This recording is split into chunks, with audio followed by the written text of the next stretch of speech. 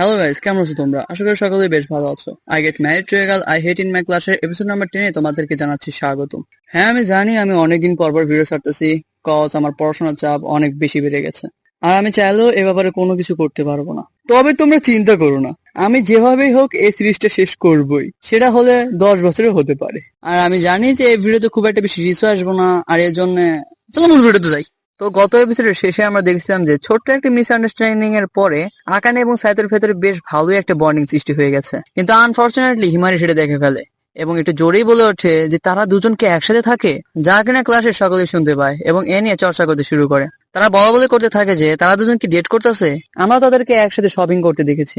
তখন আকানে এবং সাইতো এই ব্যাপারটা বুঝতে পারে। আকানে তখন সাইতোর ইজ্জত মারতে মারতে বলতে থাকে যে এটা কখনোই হতে পারে না, আমি কখনোই এই বান্দরের সাথে থাকতে পারবো না। এই ইজ্জত মারার চক্করে আকানে তাদের গোপন তথ্য ফাঁস করতে যাচ্ছিল। আকানে বলতে যাচ্ছিল যে সাইতোর কারণেই আমাদের ঘরটা। তার কথা শেষ হওয়ার আগে সাইতো আকানের মুখ চেপে ধরে এবং সেখান থেকে পালিয়ে যায়। এরপরে সিন শিফট হয় এবং আমরা দেখতে পাই যে আকানে সাইদের উপর দোষ চাপাচ্ছিল।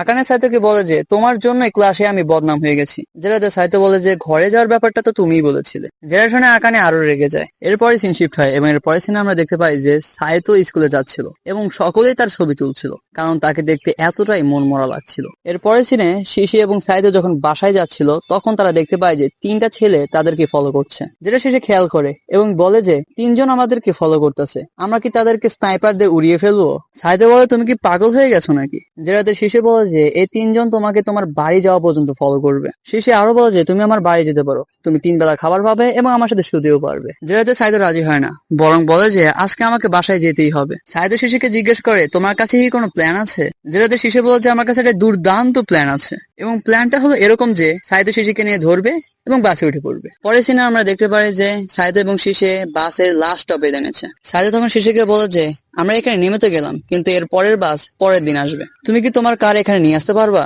যেটাতে শিশে বলে যে আমি এখানে কোনো সিগন্যালই খুঁজে পাচ্ছি না, তাহলে তো আমাদেরকে পায়ে হেঁটেই যেতে হবে। যেটা শোনার পরেই শিশে ঢং করতে শুরু করে এবং বলে যে তোমাকে বাঁচাতে গিয়ে আমি গুলি খেয়ে গিয়েছি, এখন আমি মরতে চলেছি। তাহলে তো ভালোই হলো, আমি এখন একাই যেতে পারবো। তখনই সেখানে রুই একটা গাড়ি নিয়ে চলে আসে। সাইদো তাকে জিজ্ঞেস করে যে তুমি আমাদের লোকেশন কোথায় পেলে? যেটাতে রুই বলে যে শীষের গায়ে আমরা একটা ট্র্যাকিং ডিভাইস লাগিয়ে দিয়েছি এবং সেখান থেকে আমরা তোমাদেরকে খুঁজে পেয়েছি। শীষে তখন গাড়িতে উঠে পড়ে এবং সাইতোকে ধন্যবাদ জানিয়ে তাকে রেখে চলে যায়। সিনের পর আকানে এবং সাইতোর বাড়িতে শিফট হয়, যেখানে সাইতো এবং আকানে খুবই ডিপ্রেস ছিল, কারণ তাদের খাবার রান্নার জিনিস সবকিছুই শেষ হয়ে গেছে এবং তারা চাইলেও শপিং এ যেতে পারবে না, কারণ এটা করলে তারা ধরা খেয়ে যাবে। আকানে তখন বলে যে আমি তো এখন না খেতে পেয়েই মরে যাব। অন্যদিকে শীষে একাই 3জনের খাবার খাচ্ছিল।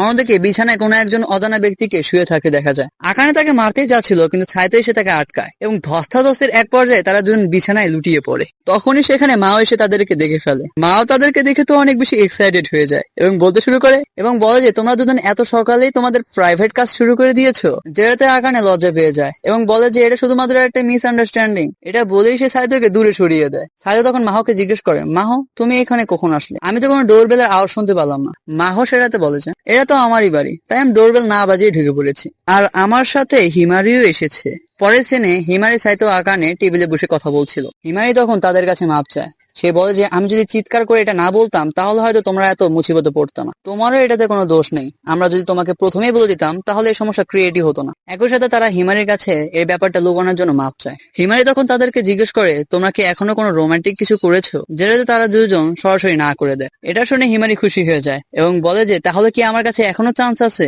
শিশে তখন বুদ্ধি দেয় যে যারা এই গুজবটা ছড়াচ্ছে তাদের ব্রেন ডিস্ট্রয় করে দেওয়া উচিত, আর এটাতে আকানেও রাজি হয়ে যায়, কিন্তু সাইতো এটাতে পুরোপুরি মানা করে দেয়। তখন হিমারি বলতে শুরু করে যে চলো শিশে এবং সাইতোকে ডেটে নিয়ে যায়, যাতে সকলেই আর একটা রং মেসেজ পায়। পরের দিন সাইতো এবং শিশে এই ব্যাপারটা ট্রাই করে, কিন্তু এটাতে কোনো কাজে হয় না। সাইতো তখন শিশিকে বলে যে আমরা দুজন আগের থেকে অনেক বেশি ক্লোজে থাকি, তাই অন্যরা এ ব্যাপারে কোনো মাথাই ঘামায়নি। শিশে তখন বলে যে আমি জানতাম এটাতে কোনো কাজ হবে না, আমাদেরকে আরো একটু অ্যাগ্রেসিভ হতে হবে, চলো তুমি আমাকে কিস করো। যেটাতে সাইতো বলে যে এটা একটু বেশি বাড়াবাড়ি হয়ে যাবে এবং সে তাকে কিস করে না।